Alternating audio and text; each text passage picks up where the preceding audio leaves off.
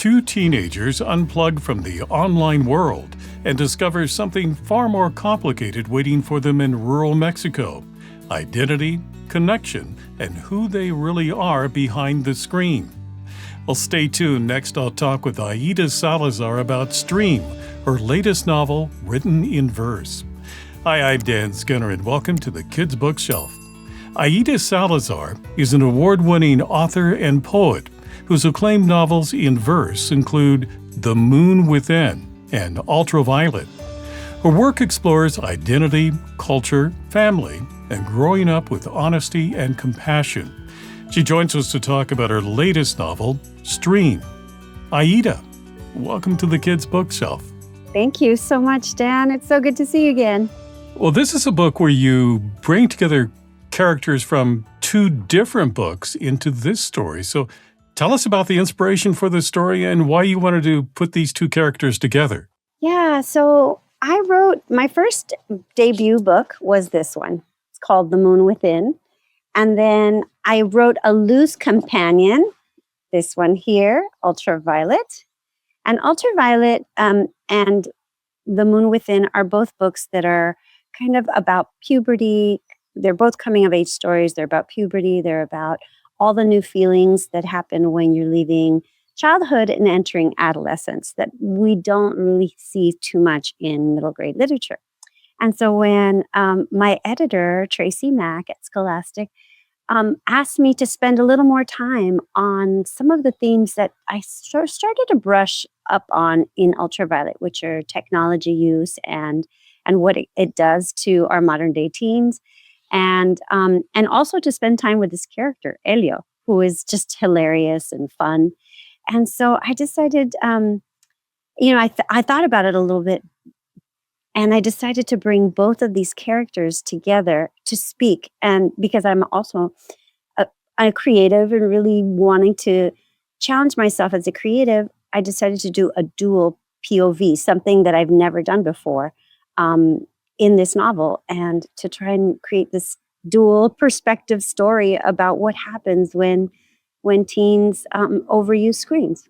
And as a result, the two of them end up in rural Mexico where they have no internet. Tell us about the story here. Yeah, so they both live in Oakland. They don't know each other, and all of a sudden they're at a party, their graduation party, and one of their friends has gone missing, and they think he's dead because his socials have been wiped clean, and the community goes into an uproar. The superintendent sends a letter home saying, parents, do what you can to keep your kids off screens and get them out into nature. And so both of the parents separately and individually have this brilliant idea to go snooping into their kids' phones and their device usage, and they discover that they've both been exhibiting some dangerous behavior. Elio has crashed his grades because he's been gaming. Celia has started to kind of exhibit some dangerous behavior online with strangers, and has these aspirations to be an influencer, and so there's all of these kind of things that are happening to them, and the parents say, you know what, we're going to send you to Mexico. We're going to take away your screens, and we're going to send you to Mexico where there's no running water, no electricity, and of course, no internet. And Elio is to work on a stream restoration project with his best friend, Paco, and his uncle and his family. And Celia is going to work as an understudy with her two tias, her aunts, who are herbalist natural medicine practitioners. And so that's how they end up there. And both of them see this as, major punishment, to be cut off from the internet, away from their usual friends and acquaintances. But eventually they find each other and they figure out that they have a lot of things in common in many ways. Oh, absolutely. Yeah. So the place is really desolate, and it's called Atoyac, which means stream in the native language. And all of a sudden, without the devices, they're stripped clean. And it kind of allowed them to begin to kind of look outside of themselves to see the world that they are inhabiting. the sounds and the smells and the stream, and then one another. All of a sudden, there are these other people that begin to have, these effects on them. And so, yeah. So I wanted them to kind of begin to see the world around them and to reconnect. I'm wondering about this rural setting that you put them in and kind of what that might represent emotionally for these two. Mm-hmm. Wow. Well, I think one of the things that I was hoping for is that, and I see this with my own kids, I've seen it with my own kids, and that once they're inside nature and once they're inside this space where they can think and reflect and remember, imagine in nature, which happens in nature, they grow. So I wanted them to grow emotionally. And what it represents for Elio, the stream, is this, he doesn't really work hard on the stream during the book. He's kind of like dialing it in, and he knows it, but because he's not like he's really fighting belonging to this place. And she is same, she is really attached to her old life, and she's got lots of FOMO because her best friend went to Hawaii without her. And so she's having like they're both kind of resistant to it. But as they kind of lean into this experience, they gain deeper meaning. So I wanted them both to kind of grow internally before they grew, on the outside, because our kids nowadays, with the advent of the internet and this massive computers at their fingertips, they have access to all of this information, good and bad, right? And an overload of it. And when we strip it away, all we are left with is our spirits, with in our relation with in one another, and how to be cohesive. So those are all kind of the things that I was thinking about when I was thinking about the arc of their characters. And for them, it's also a cultural reconnection as well. Yes, absolutely, absolutely.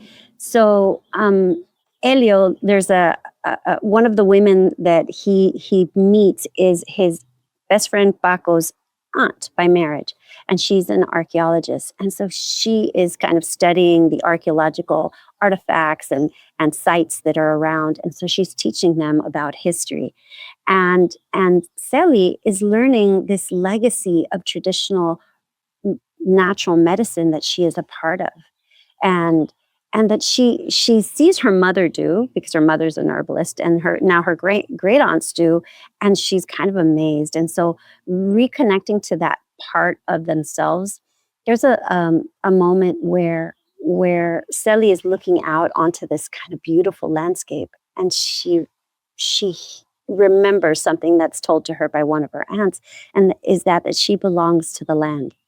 And so belonging to the land, belonging to culture, having experiences that they both hadn't ever had with their cultures is something that I think gives them meaning and helps them grow. And Elio becomes attracted to her, which creates a problem for him because he had a really rough time with his first love, and he's still carrying a lot of baggage from that. Yes, he is. So they're at a party, at a wedding. They've both never been to this traditional Mexican wedding on a rancho, which is like a community with only like 25, 30 homes, and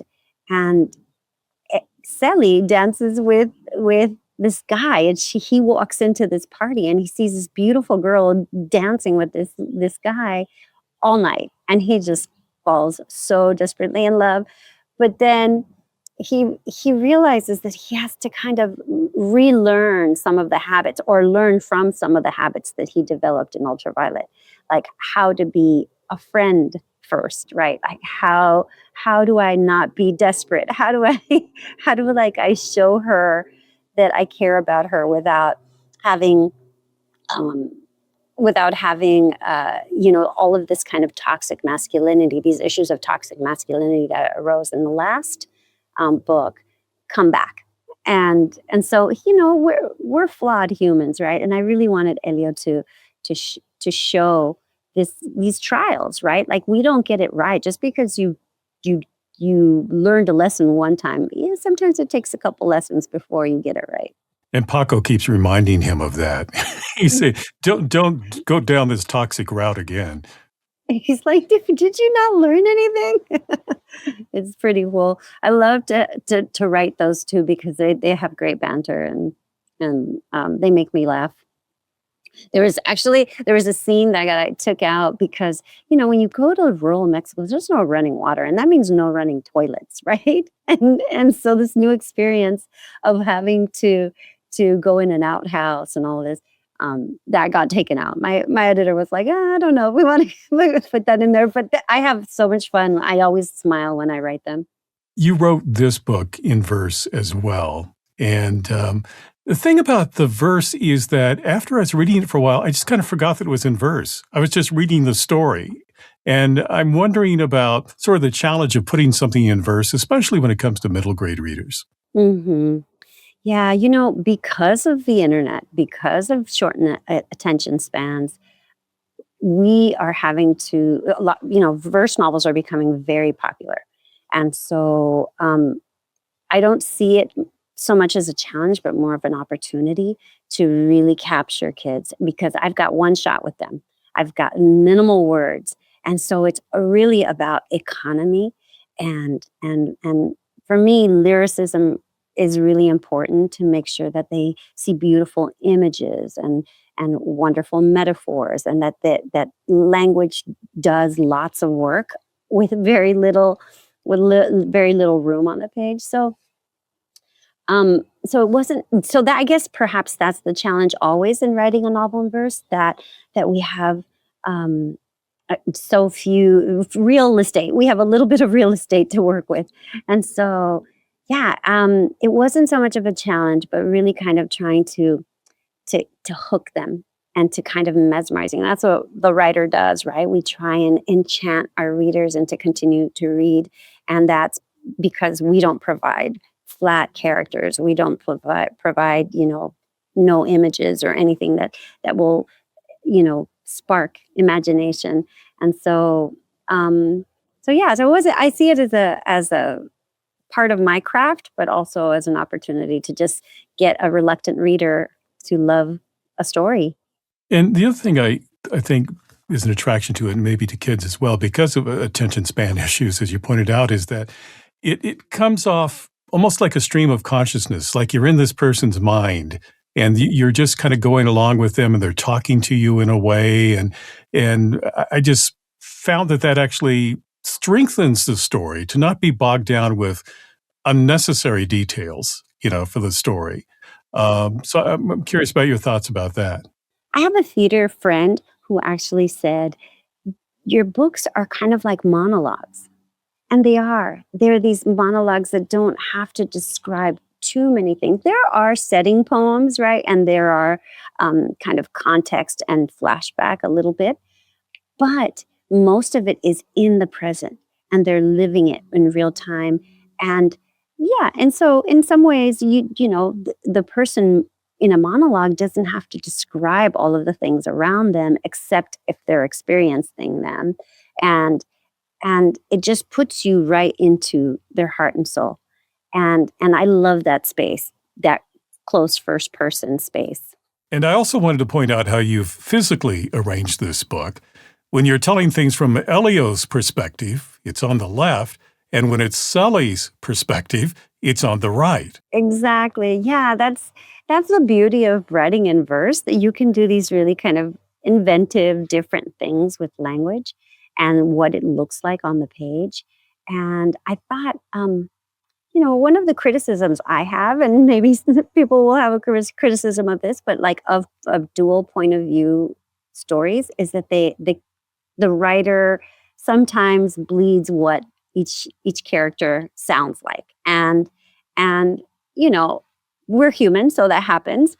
But I tried really hard to make their voices sound different, using different language and different textures to kind of differentiate them. But then I was like, well, but then I have this opportunity to do this fun thing and just physically put them on the different side of the page. So when the reader can open any part of the book, they'll know on the right is Celia, and on the left is Elio.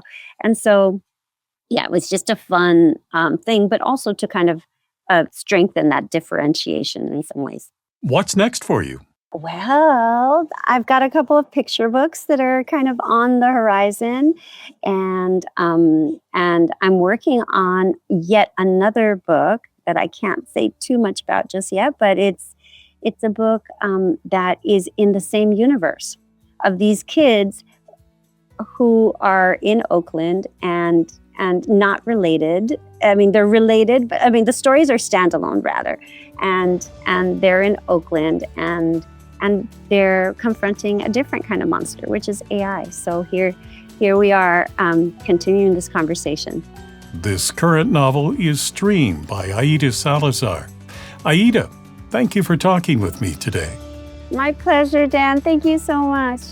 If you'd like to purchase Stream, I've placed a link for you in the description below. If you enjoyed this conversation, please subscribe, like, and click on the bell so you know when I post new interviews. Meanwhile, here are 2 more books you might find interesting. Well, thank you for watching this edition of the Kids Bookshelf. I'm Dan Skinner. Until next time, keep sharing the gift of reading.